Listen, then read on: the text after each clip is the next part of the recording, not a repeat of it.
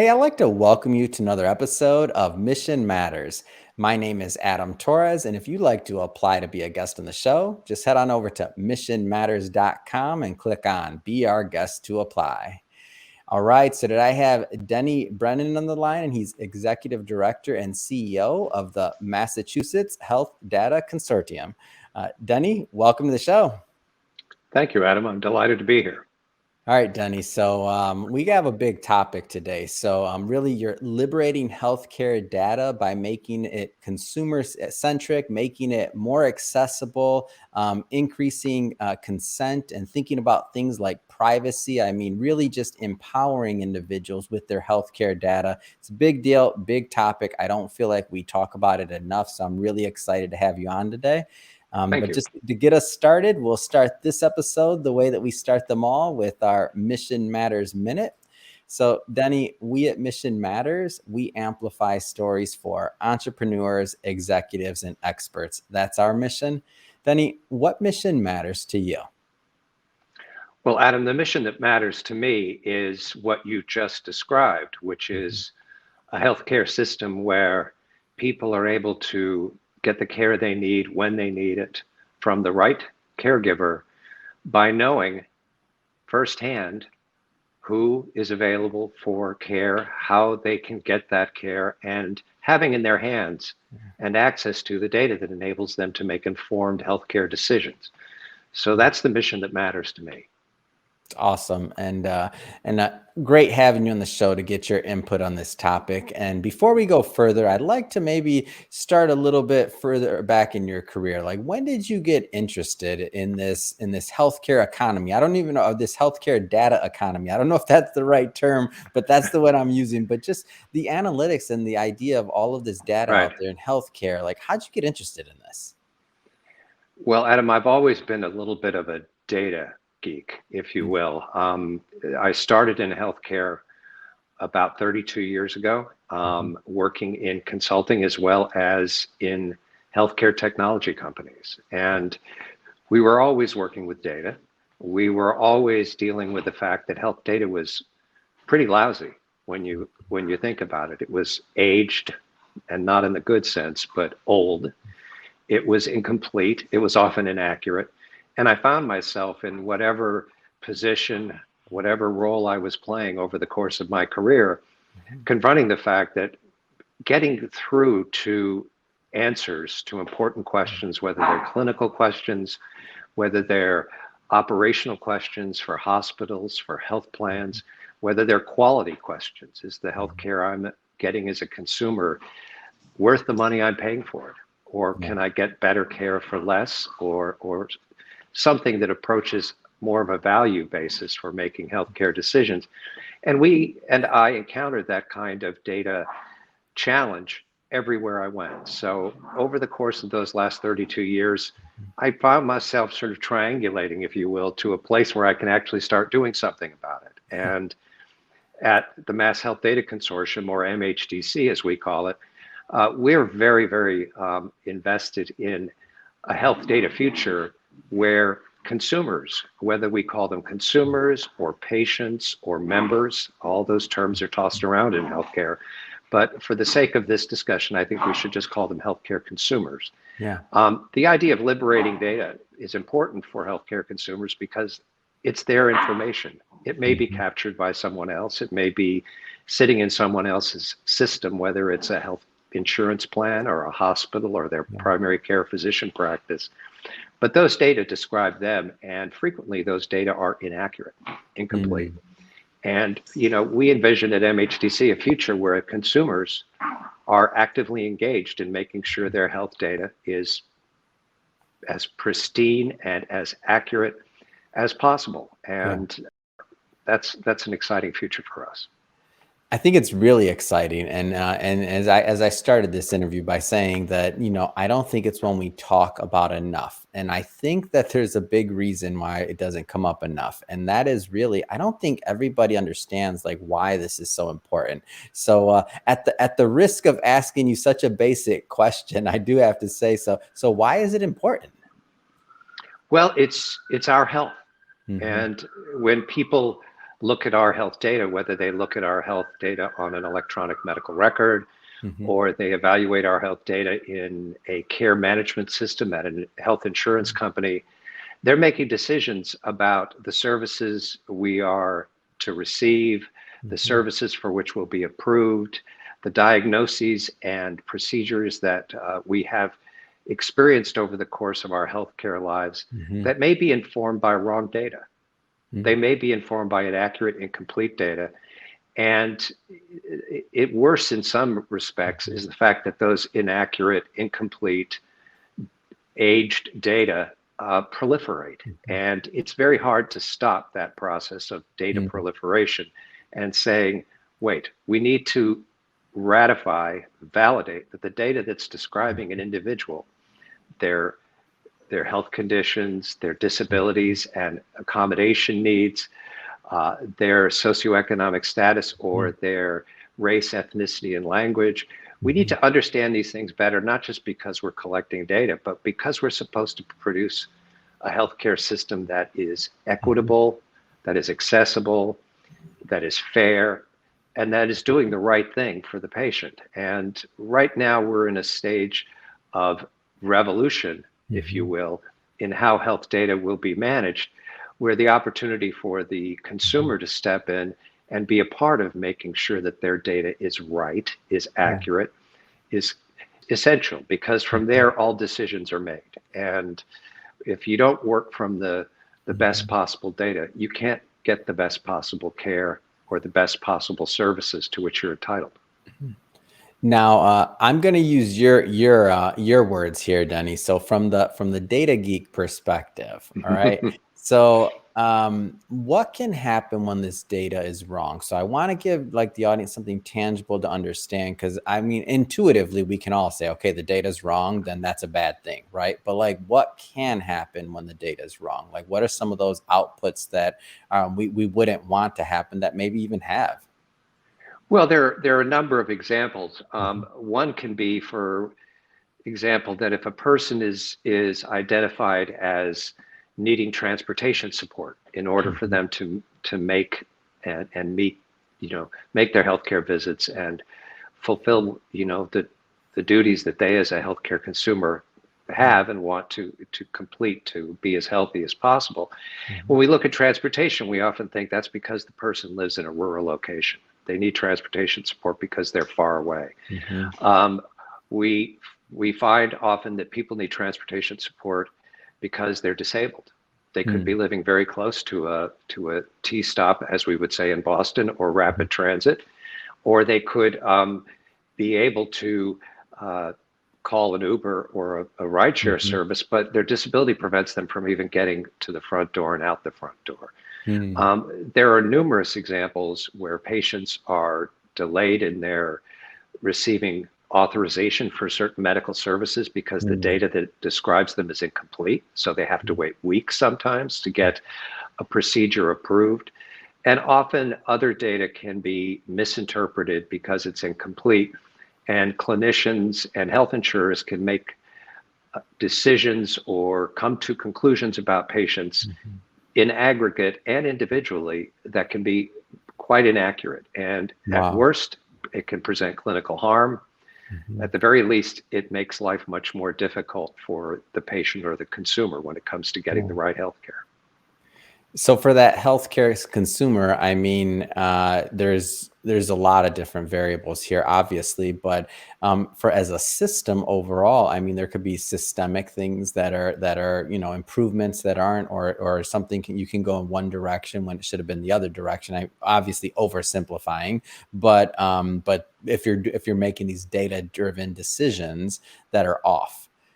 Because the data is wrong in the first place. And then for That's just right. quality of care, I mean, the system as a whole, the goal, I would argue, would be, we want for the reason why it's in place is because we want to increase the quality of care overall. But, from the patient standpoint and then, all the way up above. But with the wrong data, you're off is what it comes down to. You're often, and as a consumer, the experience with the healthcare system is pretty dreadful. Yeah.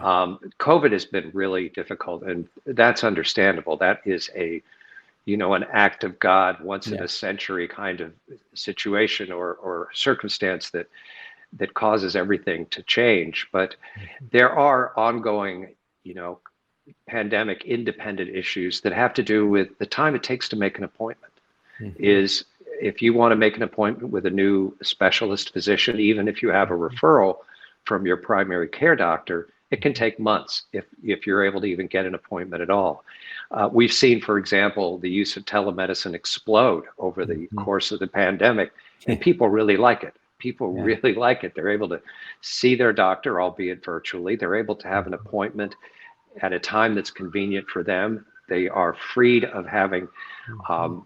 the burden of commuting to or traveling to wherever the hospital or clinic is. So the idea that data, if it's better, if it's more accurate, can enable a consumer to, and the industry, to be Mhm. much more consumer friendly. Both health plans and healthcare providers, hospitals and doctors, really want to make the experience better for patients, better for Right. consumers. But it's enormously difficult for that when information is siloed in Mhm. individual organizations.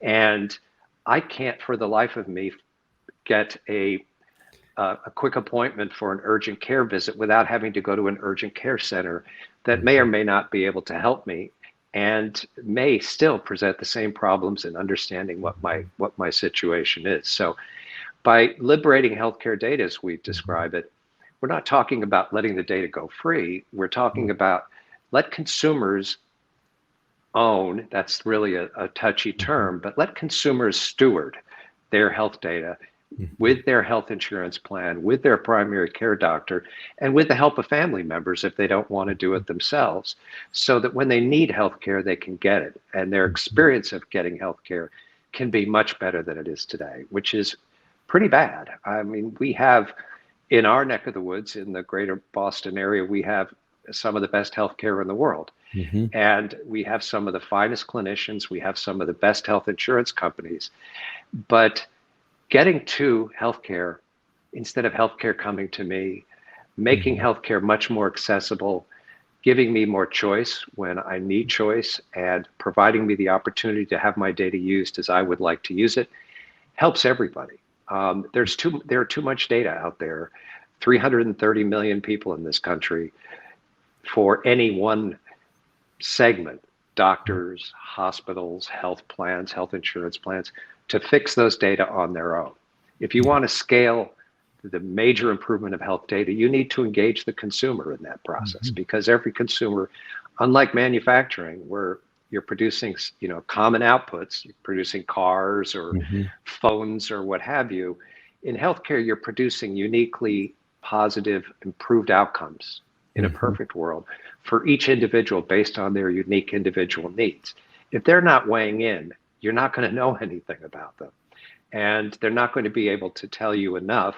And they're also not going to be able to protect their information from those who might want to use it for reasons that aren't necessarily in the patient or Mhm. consumer's interest.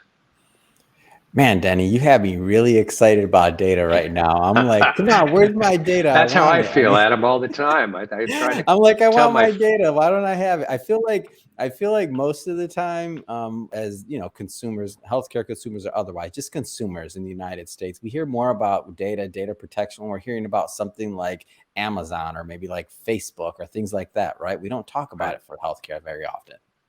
No, we don't. And what we learned from big tech, Mhm. Amazon, Facebook, Google, is that our data are often used for purposes that have nothing to do with us. Hmm. Our data are used to inform advertising. So advertisers can target products and services to me, whether I want those products or services or not.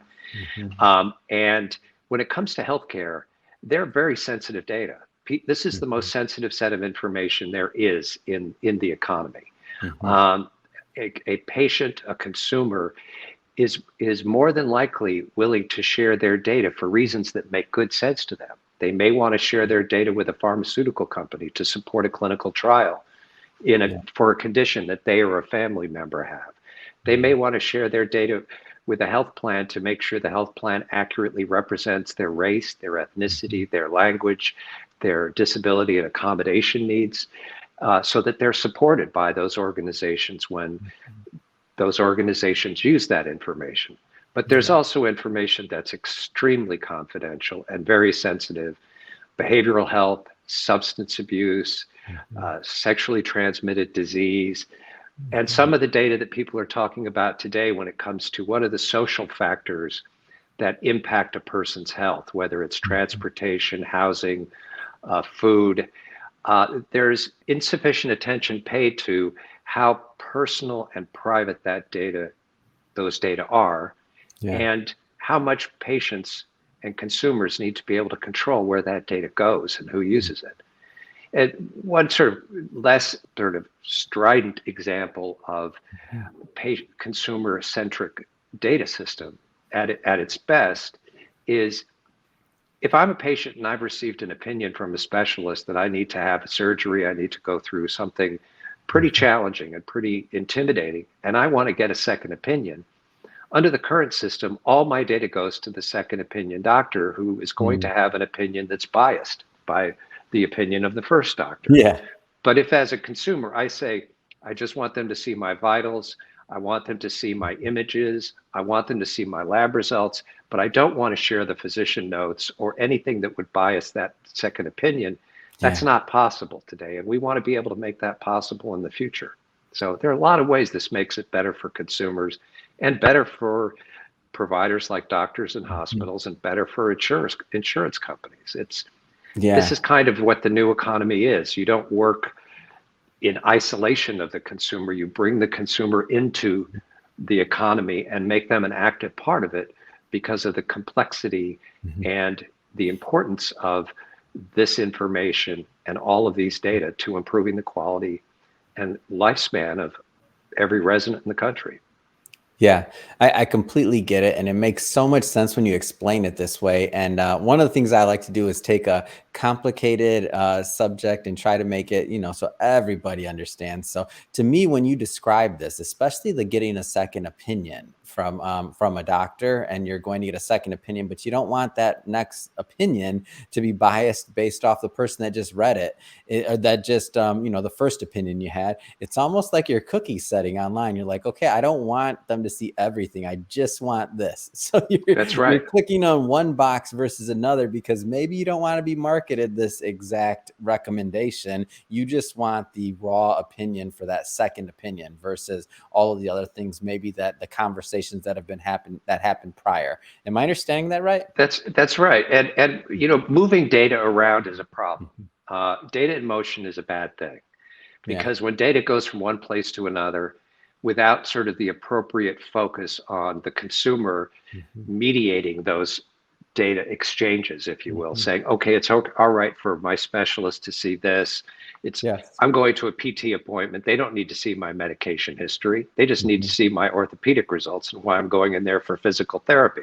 The thing that's really important about that is that there are so much data, it's so sensitive, and these data move in great quantities between different healthcare organizations, and that results in the replication of mistakes in the data again and again and again. I think we've all had the experience of going into a doctor's office, and the doctor reads us our list of medications, and we're like, I haven't taken that in 5 years, or I don't know how that got on the list. Why is that there?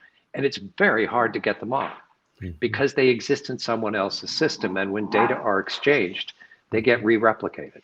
So putting the consumer in there and making sure the consumer understands how their data are being used, and has a considerable degree of control over what data can be used by whom and for what purposes, this improves healthcare, and it minimizes the amount of data that go back and forth that result in sort of a re-replication of errors from prior records, and more mess than any one person or any organization can clean up.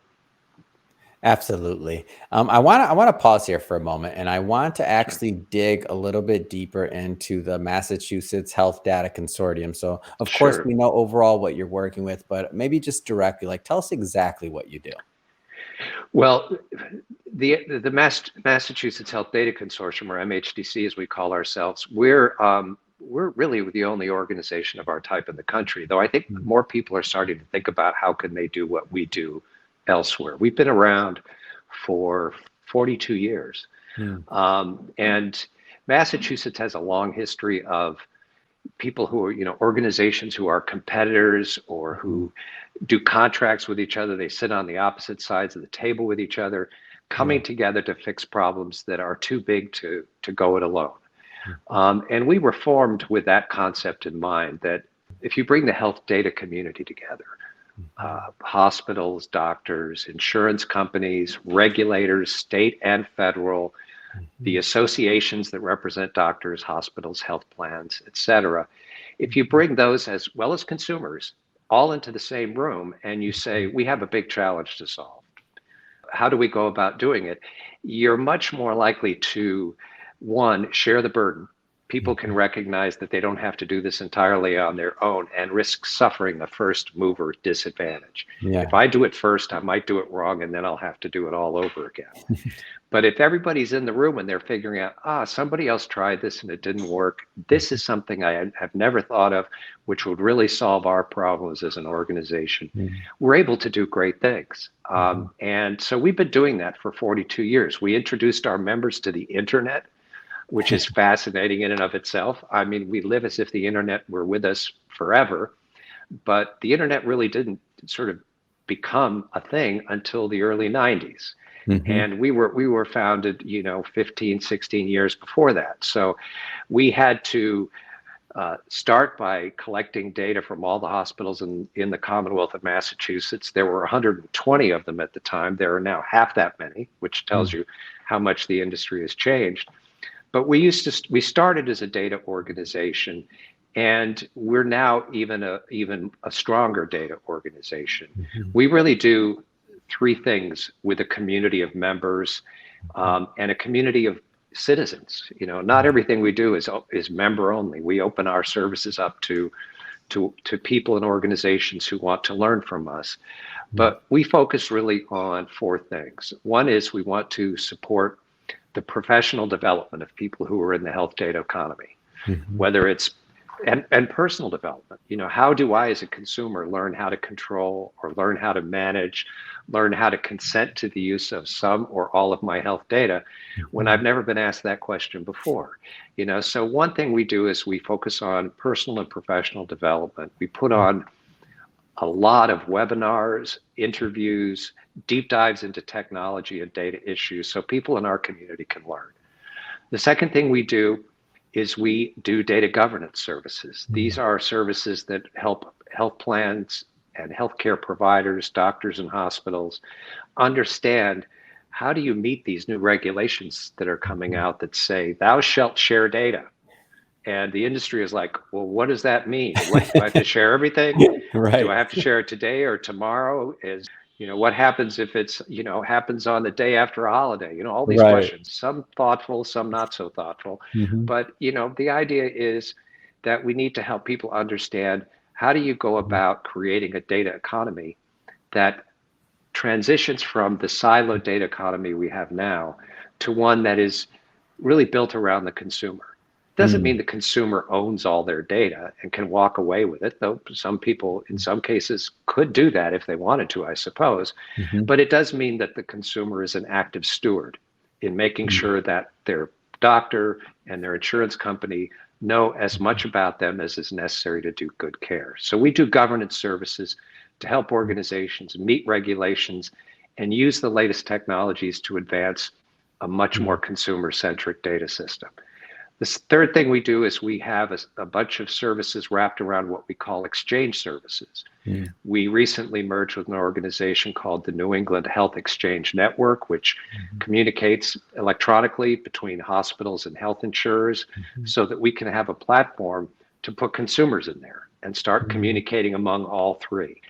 The fourth and final area that we have is what we call our analytics services. We support state-based data sets from across New England We've recently done a partnership with the Lown Institute, which looks at hospitals and their contributions to social equity and to really high value care. And we offer that as a web-based service to organizations so that they can understand more about that, how they perform. So we're all about data from cradle to the grave. We're trying to figure out how to make it work as best as possible and how to engage, as I said, as a consortium. MHDC is a small company, but we have a big footprint. We have almost every health plan and every healthcare provider in the state and a good number of others outside the state as members of our organization. So when we want to pull people together and say, we have a problem to solve, or when they come to us and say, we have a problem to solve and we want you to help us, we're in a very good position to do that. And we have the expertise, we have the experience, but we also do this as a collaborative effort. We're not trying to position, we're not on the side of providers, doctors and hospitals and against insurers or vice versa. We see them as all part of the health data economy. And we recognize that if they get better at focusing on the consumer, focusing on the patient, focusing on the member, they get really good at that and create really compelling digital front doors where patients can get the services they need when they need them without having to go through the incredibly difficult process that's in front of us today. We'll make, we can walk away from that probably long after I'm gone, but we can walk away from that and say, we've really helped to make healthcare better. So that's really who we are. It's a great story. It's a great story, and in decades in the making, of course. I'm waiting to see the documentary on this one if it doesn't exist yet. It's a great story. That's a good idea. We have to find a producer and we have to get some money to do it, but it would be fun. So I wanna tackle the next question maybe from two different angles, and it's basically this. So, like, what has been the response? And I know, there's two different sides of that equation, maybe, because there's the patient side of it or the healthcare consumer. And then there's also, of course, the actual healthcare providers, that, let's just say, that whole ecosystem, the whole network of people, of members, we'll say. Like, what has been the response just overall to the work that MHDC has been doing? I think there are two responses.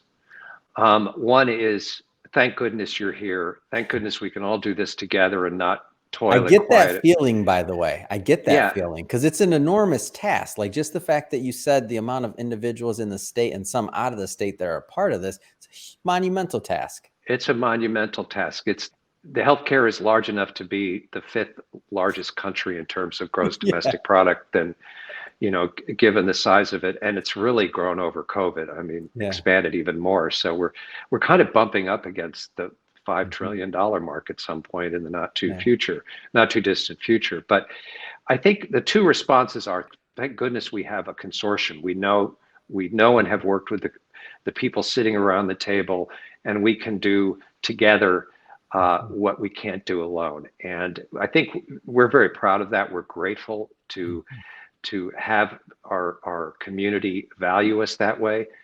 There's a flip side of that, and sometimes it comes out of the mouths of the same people who think we're wonderful, and that is, this is an enormous burden. This is a very difficult thing. We don't like it. We think there are too many regulations. We think the industry is beset by the enormous burden and cost of moving from an enterprise data model, where if I can get all my data and I can do what I need to do as an organization, I'm in good shape, to an economy where data is worthless. Data in and of itself is worthless especially if it's incorrect, it's incomplete, it's out of date. So we know that this is a huge burden for hospitals, for doctors, for insurance companies to make healthcare much more like a consumer industry. We don't know how much healthcare, we don't know anything about pricing in healthcare. And there's legislation to make pricing transparent so that hospitals and insurance companies and doctors can present to a patient, before we send you down this road, we want to tell you how much it's going to cost and what kind of choices you have to make. which is enormously important to consumers because many of them are on very high deductible health plans. Hmm. And if they can save thousands of dollars by making a slight change in the course of their care in consultation with their physician, that's a very consumer winning thing. Hmm. That's something that consumers like. To make healthcare prices transparent, however, is an enormously burdensome and difficult change. Now, my response is doing it the way we do it today is enormously burdensome and Hmm. difficult. And the industry is going to lose consumers. They're going to go elsewhere. They're going to go to entrepreneurs who set up alternative delivery systems and alternative insurance systems because the old fashioned ones do a crappy job. The last thing I would say is we try to find that middle ground with them and say, look, all good solutions are hybrids. This doesn't have to happen tomorrow, Hmm. but it does have to happen. So we can work with you to chart a course. Hmm. What things need to be done first? How can you work with others so that you don't suffer alone in doing this? And how can we comment on federal regulations to make sure that the needs of our community are understood and that we don't try to do too much at the same time? Hmm. But there's a lot going on, Adam. And, Yeah. going from the old health data economy to one that's much more 21st century, much more modern, is a wrenching change for the industry. And it's going to take a long time. But everything takes a long time in healthcare. And Mhm. it's much better than doing it the way we've always been doing it. So we try to find that middle way between you have to do everything and it's a big burden, we know, but we'll help you. And don't bother, it's too Mhm. problematic, it's too difficult, by saying there are steps we can take to make the path easier and less, you know, Mhm. less treacherous than it sometimes feels to our members Yeah. across our organization, across our community.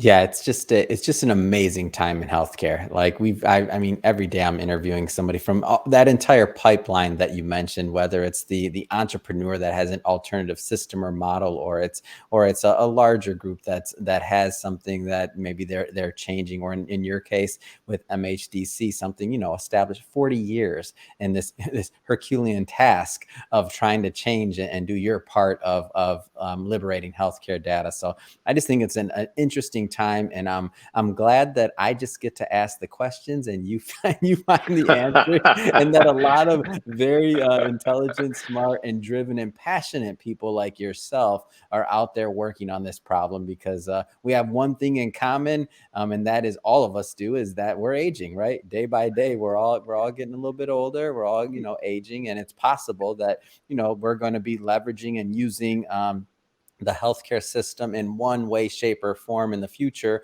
more so than we had in the past, just by the nature of aging. So I That's like you right. out there working, Denny. That's my long story short on that one. Thank you, Adam. So I I have appreciate to that.